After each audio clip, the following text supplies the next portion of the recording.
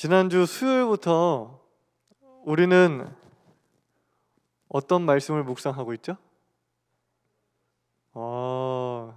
할렐루야. 네, 갈라디아서 말씀을 묵상하고 있죠. 다들 9월달, 10월달 매일 성경 구입하셨죠? 나를 보고 얘기해요. 나를 보고. 네. 안 하셨으면 꼭 빨리 구매하시길 바랍니다. 작은 것이라도 매일 하는 것은 힘이 엄청나요. 지금 와서 제가 아쉬워하는 것 중 하나는 내가 20살 때부터 영어 단어를 하루에 1개씩을 외웠으면 지금 벌써 5,000개 이상의 단어를 외웠을 텐데, 하루에 2개씩 외웠으면 10,000개 이상을 외웠을 텐데 라는 생각에 좀 아쉬워요. 그래서 요즘은 가끔씩 그냥 뭐 한글로 떠오르는 단어가 있으면 그걸 영어로 찾아보기도 하고, 이제 그렇게 영어를 좀 검색하면서 단어를 외우곤 하는데, 짧은 성경 말씀이지만 매일 이 성경을 묵상을 하면 몇 년 후 여러분의 인성, 그리고 성품, 그리고 사고하는 방식, 그리고 신앙의 깊이와 품이 하나님의 관계가 이루 말할 수 없이 성장해 있을 거예요. 그게 무슨 큰 도움이 되느냐라고 생각할 수도 있지만, 제가 단언하건대 그게 여러분들이 어디에 있든 여러분을 빛나게 할 거예요. 여러분의 세대에는 더욱이 그런 신앙의 그 품격이 여러분을 더욱 빛나게 할 것이라고 저는 확신합니다. 여기에 대해서 잠깐 설명을 드리자면, 2000년대 초반만 해도요, 유학의 경력이나 막 어학연수, 그 다음에 세계여행 같은 경험을 한 사람들이 흔치 않았어요. 네, 그때만 해도. 하지만 지금은 그렇지 않죠. 지금은 그런 경험과 경력, 이력을 갖고 있는 사람들이 너무 많아. 흔해 빠졌어요. 그래서 예전에는 이력서에 나 이러이러한 거 해봤어요 라고 쓰는 것만으로도 굉장히 메리트가 있었어요. 왜냐? 그런 경험을 해본 사람이 별로 없으니까. 왜냐면 그런 것들을 경험해 본 사람들은 그 경험만으로도 그 사람이 갖고 있는 사람의 성품이나 어떤 사고, 이런 게 드러나거든. 아무도 안 할 때 그런 걸로 도전했다는 것만으로도 이 사람은 이런 스타일일 거야 라고 하는 거를 보증해 주는 거였어요. 근데 요즘은 어때요? 아무나 다 가. 할 거 없으면은 집에서 좀 여유가 있으면, 야, 너 유학이나 좀 갔다 와. 너 할 거 없어? 너 여행이라도 갔다 와. 막 보내는 거예요. 그러니까 그냥 아무나 다 갔네? 그러니까 그거 갔다 와서도 그런 경험들이 이 사람이 이런 사고와 이런 가치관을 갖고 있을 것이라는 걸 보증하지 않아요. 그런 걸 했는데도 불구하고 아무 생각이 없는 애들이 너무 많은 거예요. 그러니까 그런 경험과 이력들이 이제 메리트가 떨어졌어요. 때문에 세상과 나, 그리고 타인을 바라보는 시선, 그런 태도들, 그런 가치관의 문제를 좌우하는 이 신앙의 성숙은 이 시대를 살아가는 데 있어서 여러분들한테 굉장히 큰 무기가 될 거예요.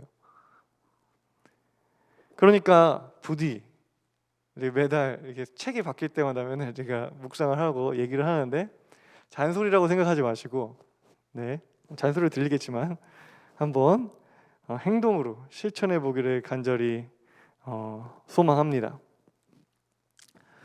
오늘은 여러분과 이제 갈라디아서를 이제 전체적으로 개관하려고 하는데요. 앞으로 이제 9월 14일까지 갈라디아서를 말씀을 묵상하게 됩니다. 묵상을 하는데 여러분들한테 조금이나 도움이 될 수 있도록 이 책의 배경과 전체적인 주요 메시지를 이야기 나눠보려고 해요. 우선 갈라디아서는 저자는 바울이에요. 근데 바울 서신이라고 불리는 책들 중에서 진짜 바울이 썼나? 라고 의심되는 책들이 있어요. 네. 근데 이 갈라디아서는 100% 모든 학자들이 바울이 썼을 것이다 확신하고 있고요. 그 다음에 바울 서신 중에 가장 먼저 쓰여진 책일 것이다 라고 추정하고 있는 책입니다. 갈라디아라고 하는 지역이 정확하게 위치가 어디다 분명하게 이야기할 수는 없어요. 하지만 바울이 1차 선교 여행을 했던 지역들 중 한 곳으로서 지금의 터키가 있는 지역에 속한 지역으로 보고 있습니다. 그럼 바울이 왜 갈라디아에다가 이 편지를 보냈느냐? 그 이유는 그들이 바울이 전한 복음 외에 다른 복음으로 흔들리고 있는 상황이었습니다. 다른 복음이 뭔 복음이냐? 유대계 기독교인들에 의한 복음이었어요. 유대주의자들이라고 불리는 이들은 그리스도의 복음이 유대인의 종교 예식을 배제하는 것이 아니기 때문에 그리스도인이 된 이방인들은 유대인이 되어야 한다고 주장했습니다. 예수님도 유대인이었잖아요. 예수님을 통해서 이제 새로운 복음이 펼쳐졌는데 이제 사람들이 이거는 유대인 거야 라고 하면서 너네들 그리스도인 되려면은 유대인이 되어야 해. 우리의 전통과 우리의 율법과 그런 규율들을 다 지켜야 해 라고 얘기를 하는 겁니다. 그런 것들을 지켜야만, 유대인이 돼야만 하나님이 아브라함에게 주신 약속을 받을 수 있다고 생각했습니다. 그러한 주장에 이제 바울이 복음을 전하고 갈라디아를 떠나니까 유대주의자들이 막 그런 가르침을 전한 거예요. 그런 가르침에 이제 사람들이 흔들리기 시작한 거죠. 그리고 결국 유대교의 의식들을 지키기 시작했습니다. 이러한 상황을 전해들은 바울이 열받지 않을 수가 없겠죠. 극대노하지 않을 수가 없었습니다. 바울은 이러한 사태가 복음의 본질 자체를 훼손하는 것이라고 판단했어요. 그래서 이것을 바로잡기 위해서 편지를 쓴 것입니다. 유대주의자들과 바울의 가장 큰 논쟁이 됐던 지점이 바로 할례였어요. 할례. 지금의 우리에게는 이것이 뭐 그렇게 중요한 일인가? 라고 생각할 수도 있어요. 맞습니다. 왜냐하면 1세기 이후만 해도 할례의 문제는 그리스도인들에게 있어서 그리 큰 문제가 되지 않았어요. 하지만 예수님이 부활한 직후에 이제 복음이 전파되어 가고 있는 시점에서 하나의 새로운 종교로서 체계를 잡아가고 있는 과정이었기 때문에 이 논쟁은 충분히 있을 수 있고 굉장히 중요한 부분이었습니다. 예수님의 복음의 본질이 무엇이고 어떤 모양으로 이 복음을 후대에 전할 것이냐를 판가름하는 문제인 거죠.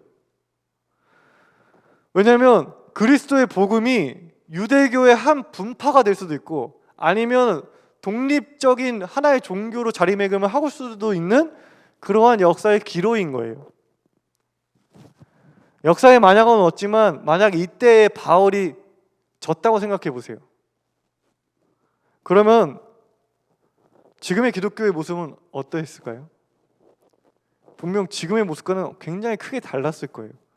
여러분들 다 지금 유대교의 어떤 그런 전통들을 다 지키고 있어야 했을 수도 있어요. 그렇죠? 아니면 기독교가 존재하지 않았을 수도 있습니다.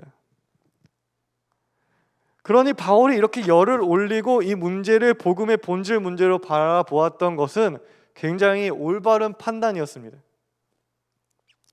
할례 문제는 이 논쟁의 속성을 보면 그렇게 비슷한 문제, 이 할례 문제와 비슷한 문제는 충분히 오늘도 있을 수 있고요. 그리고 뭐 이미 일어나고 있습니다. 할례라고 하는 표면으로 드러난 문제는 해결되었지만 그 문제가 발생하게 되는 근본 원인은 오늘도 존재하기 때문에 우리는 복음이 변질되지 않을 수 있도록 이 갈라디아서에 나오는 바울의 이야기를 새겨들어야 합니다. 여러분들 예수님의 사역과 생애를 한번 생각해 보세요. 한번 복기해 보세요. 예수님의 사역에는 여러 요소들이 있죠. 근데 그중 한 가지는 율법을 완성하셨다는 거예요. 나는 율법을 폐하러 온 것이 아니라 완성하러 왔다. 예수님이 말씀하셨죠. 당시 율법은 부패했고 변질되었습니다.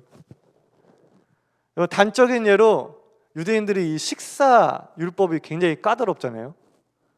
뭐 먹으면 되고 뭐 먹으면 안 되고 이거 되게 까다롭잖아요. 이 식사와 관련된 율법을 예로 들어볼게요. 레위기 11장 2절에서 8절 말씀 우리 함께 읽어볼게요.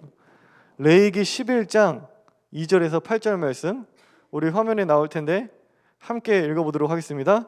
시작. 너희는 이스라엘 자손에게 다음과 같이 일러라.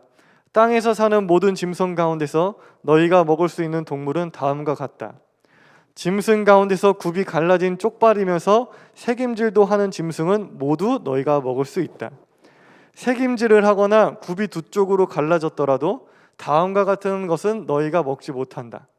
낙타는 새김질은 하지만 굽이 갈라지지 않았으므로 너희에게 부정한 것이다.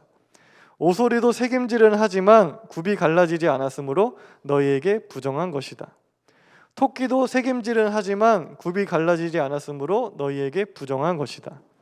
돼지는 굽이 두 쪽으로 갈라진 쪽발이지만 새김질을 하지 않으므로 너희에게 부정한 것이다.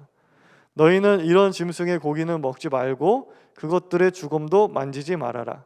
이것들은 너희에게 부정한 것이다 라고 말씀하세요. 뭐 먹지 마라, 뭐 먹어도 된다, 구체적으로 말씀하고 계세요. 하나님은 굽이 갈라지고 대새김질을 하는 동물은 모두 먹을 수 있다고 말씀하셨어요. 생각해 보세요. 굽이 갈라지고 새김질하는 동물 뭐가 있어요? 소 있죠? 또 뭐 있어요? 네? 양, 그렇죠? 그럼 그런 동물들 떠올리면 걔네들 보통 무슨 동물이에요? 초식 동물이죠. 초식 동물. 풀을 먹잖아요, 보통. 그죠? 굽이 갈라지고 새김질을 하는 동물들은 풀을 먹는 초식 동물입니다. 그런데 돼지는 굽이 갈라졌지만 먹지 말라고 해요. 지금 우리 다 돼지 먹긴 하잖아요, 그죠? 돼지 못 먹을 수도 있었어요, 여러분들. 내가 가장 슬퍼할 사람이 돈까스를 좋아하는 사람으로서. 근데 왜 돼지는 굽이 갈라졌지만 먹지 말라고 했을까요? 왜일까요? 하나님은 왜 이런 율법을 지키라고 명하셨을까요? 율법을 지키기 전에 우리는 이걸 생각해야 돼요. 생각을 해야 해요. 하나님은 이거를 왜 명하셨을까? 그것을 잊으면 율법은 변질되고 망가지기 마련입니다. 하나님은 우리를 사랑하세요. 율법의 본질은 사랑이고 우리를 보호하시기 위함임을 우리는 잊지 말아야 하는데, 하나님이 굽이 갈라졌지만 돼지는 먹지 말라고 했던 이유도 마찬가지예요. 근데 생각해보면 말이 안 되는 거예요. 하나님이 세상을 창조하셨어요. 모든 동물과 식물들은 다 하나님이 창조하신 거예요. 그리고 하나님의 보기 좋다고 하셨어요. 참 보기 좋다고 하셨어요. 완벽하다 하셨어요. 근데 본인이 돼지를 창조해놓고 돼지는 부정하대. 이상하지 않아요? 말이 안 되는 겁니다. 책임질을 하지 않는 것만으로 부정하다 말할 수 없는 거예요. 왜냐하면 책임질을 하지 않는 게 부정한 것이라면 창조하지 말으셨어야죠. 왜 창조해놓고 그건 부정하다 그래요? 아니면 하나님의 실수로 창조하신 건가? 책임질 안 하는 동물을? 그렇지 않겠죠. 그럴 일은 없습니다. 그럼 이게 뭔 말이냐? 돼지가 부정하다는 것은 그 당시의 이스라엘 민족에게 적합하지 않다는 것입니다. 돼지는 굽이 갈라졌지만 초식을 해요? 아니요. 어떻죠? 잡식을 하죠. 돼지는 잡식을 합니다. 잡식을 하는 돼지를 키우기 위해서는 사람이 먹는 음식을 먹여야 해요. 돼지는 사람이 먹다 남긴 것을 먹이거나 사람이 먹을 수 있는 것을 주어야 키울 수 있는 동물인 것입니다. 하지만 광야를 떠돌아다니는 이스라엘 민족에게는 사람이 먹을 음식도 부족했어요. 때문에 돼지를 키우고 먹는 것은 사치이고 그것은 가난하고 힘없는 사람들을 더욱 힘들게 하는 일이었습니다. 때문에 백성을 사랑하시는 하나님, 더욱이 약한 자를 보호하시는 하나님은 지금 이와 같은 율법을 명령하신 겁니다. 그런데 이 명령은요, 이 율법은 이 본질을 알면 오늘날도 적용할 수 있어요. 여러분들 생각해 보세요. 이 지구상에 지금 가장 많은 포유류 순서대로 뽑으면 첫 번째가 뭐예요? 인간. 두 번째가 뭔지 아세요? 소. 세 번째가 뭐예요? 돼지예요. 이 지구상에 가장 많은 개체수를 갖고 있는 포유류가 10억 마리 이상의 돼지가 10억 마리 이상의 소가 목축되고 있습니다. 저도 돼지고기를 좋아하는데 돼지 목축 자체가 문제가 아니라 10억 마리의 돼지와 소가 목축되어 가고 있는 이 세상에서 아직도 개발도상국에는 굶어 죽는 사람이 있다는 거예요. 못 먹어서 죽어가는 아이들이 있다는 것입니다. 돼지와 소를 목축하는 비용을 그들의 생명을 살리는 일에 사용한다면 어떨까요? 그렇게 생각하면 하나님이 그런 명령을 내리실 법하지 않나요? 그렇죠? 이 율법의 본질을 알면 이건 지켜야 되는 법인 거예요. 오늘날도 지킬 수 있는 법인 겁니다. 그러니 우리가 이 율법을 보면서 행해야 하는 것은 뭐예요? 난 돼지 안 먹어. 나 말씀 잘 지키고 있어. 나 돼지 안 먹고 있으니까 난 구원받았을 거야. 난 잘하고 있어. 난 신실한 하나님의 백성이야. 라고 생각하고 그냥 만족하면 되는 것인가요? 아니죠.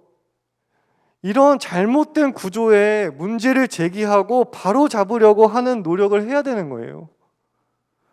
뭘 먹고 안 먹고가 중요한 게 아니죠. 생명을 살리는 일에 우리가 적극적으로 동참해야 하는 겁니다. 피부병과 전염병 이런 것도 그와 관련된 정결법도 마찬가지예요. 당시 그 광야의 이스라엘 민족은 무슨 생활을 했어요? 어디서 살았어요? 다 천막에서 살았죠. 그런 생활을 하니까 이스라엘 민족은 취약한 위생 상태에 있었을 거예요. 전염병에 항상 노출되어 있었을 것입니다. 그 중에 누구 한 명이 걸리면 그게 민족 전체로 퍼져나가는 일은 불보듯 뻔한 일이에요. 그러니까 하나님이 뭐라고 하세요?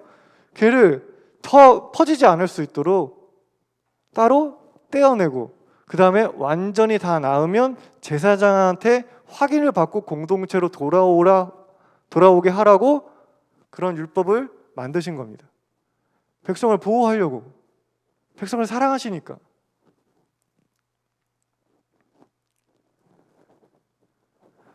그런데 그러한 본질이 어떻게 됐어요? 사라졌어요.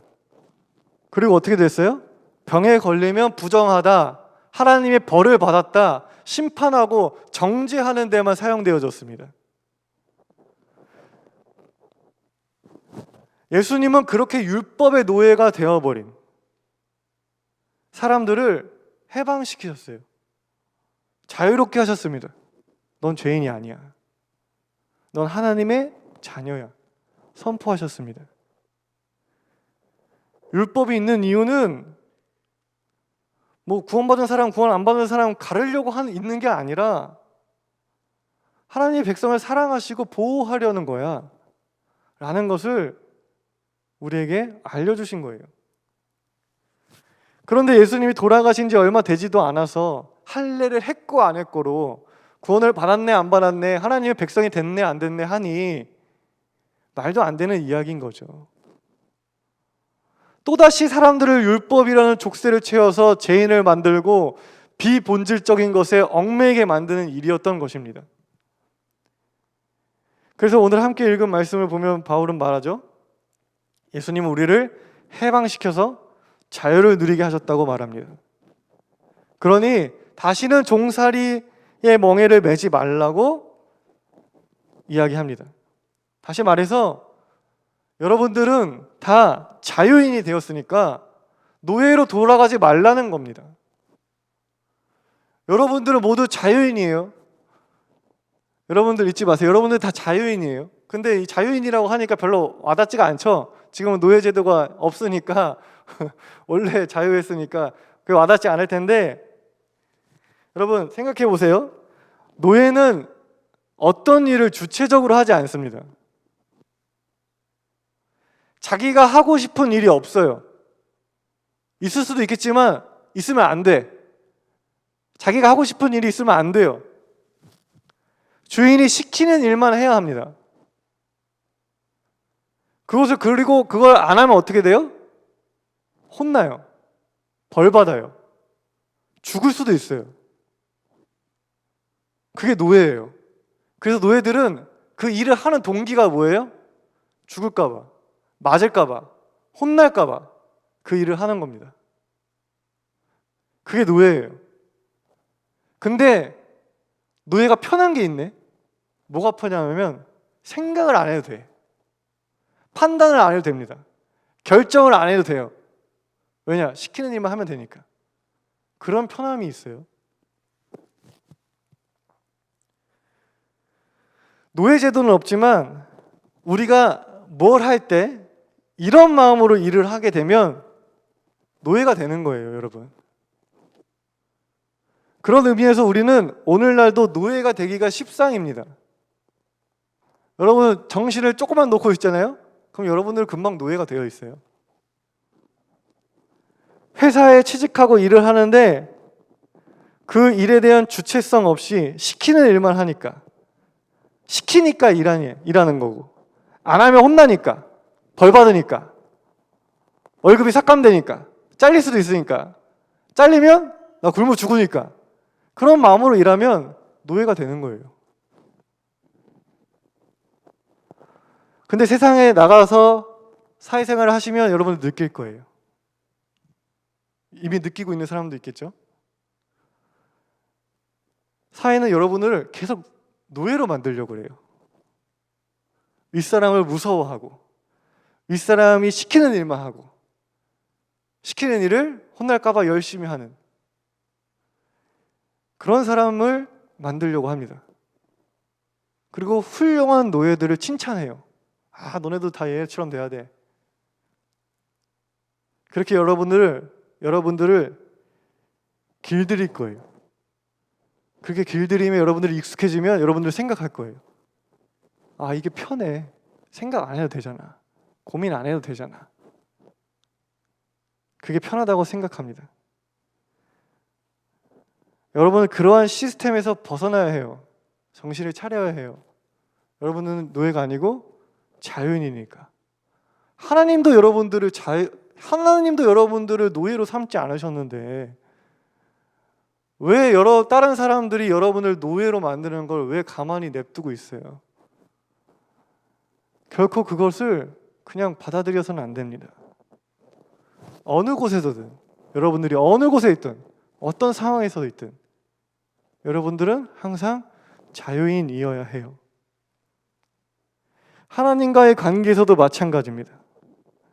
여러분들이 하나님 말씀대로 사는 이유가 벌 받을까 봐, 천국 못 갈까 봐, 그게 두렵고 그게 무서워서 하나님 말씀대로 사는 것이라면 여러분은 여러분 스스로를 노예화하는 거예요. 아, 하지 말라는 건 안 하고 하라는 건 하면은 구원받는다. 네. 그게 얼마나 속 편해? 라고 생각하면 여러분은 노예가 되는 것입니다. 하나님은 여러분을 자녀 삼으셨는데, 하나님은 너는 나의 아들이다, 너는 나의 딸이다 말씀하시는데 왜 여러분들은 스스로 노예가 되려고 해요? 부모님과의 관계를 생각해 보세요. 부모님이 여러분에게 뭔가를 요구했을 때 여러분은 그것을 거부하거나 받아들일 자유가 있습니다. 사랑의 관계니까. 그리고 그 말을 받아들일 때는 두렵거나 무섭거나 혼날까봐가 아니라 부모님의 마음을 헤아리기 때문이에요. 물론 어렸을 때는 맞을까봐 말을 잘 듣죠. 근데 지금은 안 그렇잖아요, 여러분들. 지금은 부모님이 뭘 말해, 그것을 받아들이는 이유가 부모님의 마음을 헤아리기 때문입니다. 그 사람이 나를 얼마나 사랑하는지 알기 때문에, 그 사람이 나를 위해서 하는 말임을 내가 알기 때문에 받아들이는 겁니다. 그리고 받아들일 때 그것이 나한테 유익이 되는 것이라고 판단하기 때문이에요. 그렇습니다. 자유인에게는 행복, 만족, 성취 중요합니다. 자유인에게는 그것이 일을 하는, 내가 뭔가를 하는 동기예요. 힘의 원천입니다.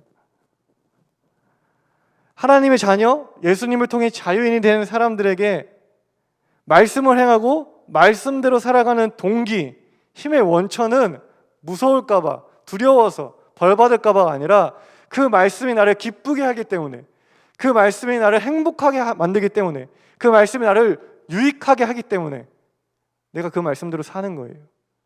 그게 자유인이 말씀대로 사는 이유인 것입니다. 그런데 여러분들이 감당해야 하는 게 있어요. 뭐냐면 생각하고 판단하고 결정해야 하는 수고로움이 있습니다. 그게 자유인으로서 여러분들이 감당해야 하는 몫이에요. 그러니 삶의 그러한 어려움들, 생각하고 고민하고 결정하고 판단해야 되는 어려움들은 생각해보면 힘든 게 아니라 감사한 거예요. 내가 자유인이라는 증거거든. 우리가 기대하고 바라야 하는 것은 철저히 율법을 지키면서 마음의 안정과 구원에 대한 보상과 보장을 얻는 것이 아니에요. 말씀을 막 열심히 지켜서 막 쓰여진 대로 막 잘 지켜서 난 구원받았을 거야. 난 확실해. 난 죽어도 무조건 천국 가. 막 이런 안도를 하는 것이 목적이 아닙니다.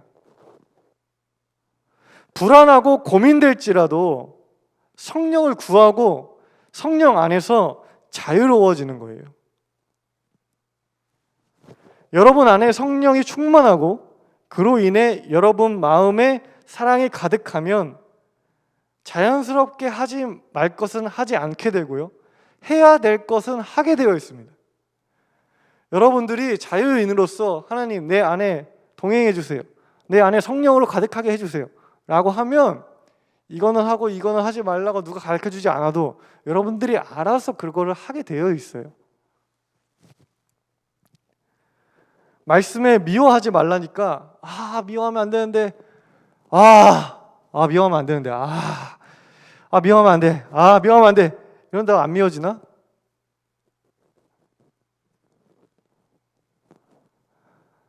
성령을 소망하고 내 안에 성령이 가득 차게 되면 사랑하게 되면 그냥 그 사람이 이해가 되고 그냥 자연스럽게 안 미워지게 되는 거예요. 폭력은 나쁜 거죠. 폭력은 나쁜 거예요. 근데 때리면 안 되는데 때리면 안 되는데 한다고 안 때리게 되나? 욱하는데 그때는 지정신이 아닌데 그죠? 그냥 성령을 소망하고 계속 사랑해야지 하다 보면 누가 맞는 걸 보면 그냥 안쓰럽고 폭력은 나쁜 거야. 그냥 그런 마음이 저절로 생기게 되는 거예요.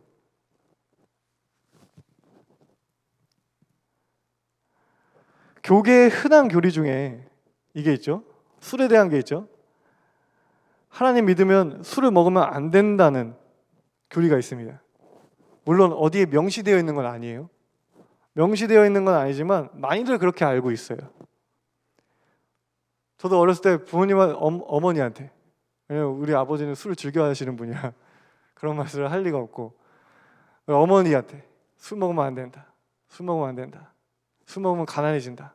하나님이 가난하게 하신다. 그런 가르침을 계속 받았어요. 그게 우리 한국교회의 흔한 교리죠. 아무 생각 없이 그대로 하면 마음이 편할 수 있어요. 왜냐? 내가 뭔가 지금 하고 있는 것 같거든. 내가 율법을 지키고 있어. 하나님의 말씀을 지키고 있는 것 같아요. 그러니까 뭔가 마음에 안심을 주기도 합니다. 하지만 성령이 가득한 자유인은 고민해야 해요. 왜 그러한 교리가 생겼을까? 왜 한국에만 그런 교리가 있을까? 금주에 대한 성경 말씀이 있는데 그것은 어떤 맥락에서 어떤 의도로 쓰인 말씀일까? 그리고 그 말씀은 지금 나에게 어떻게 적용될 수 있을까?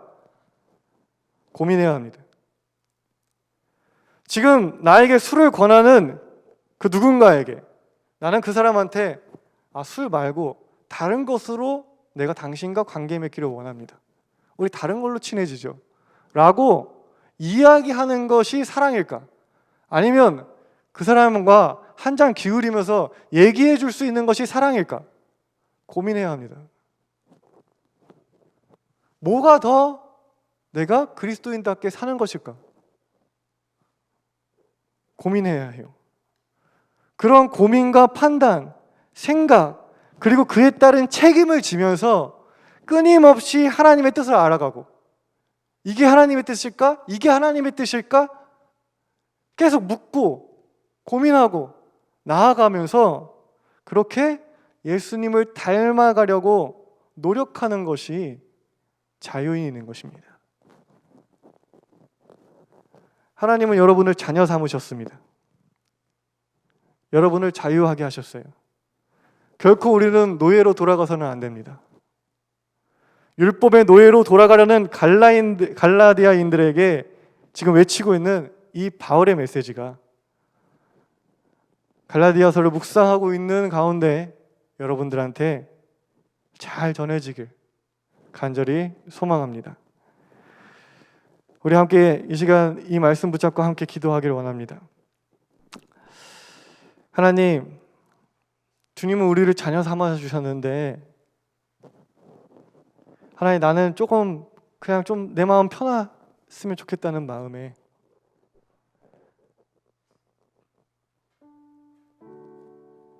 그냥 구원받았다고 하는 그 안심을 얻으려고 주님 자녀 되게 하신 그 특권을 내가 포기하고 있지는 않았나 생각해 봅니다.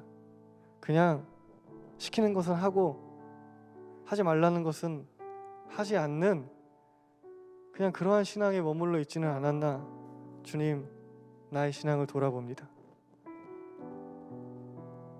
나는 주님의 자녀입니다. 주님, 성령을 소망합니다. 내가 내 안에 성령이 가득하길 소망합니다. 내 안에 사랑이 가득하길 소망합니다. 성령을 소망하는 사랑하는 주의 자녀들에게 동행하여 주셔서 누가 시키지 않아도, 누가 명령하지 않아도, 누가 지켜보지 않아도 주님 말씀대로 살면서 기뻐하고 즐거워하고 행복해하는 그 기쁨과 즐거움과 행복이 말씀을 살아내는 힘의 원천이 될 수 있는 제가 되게 하옵소서. 이 시간 다 함께 기도하겠습니다.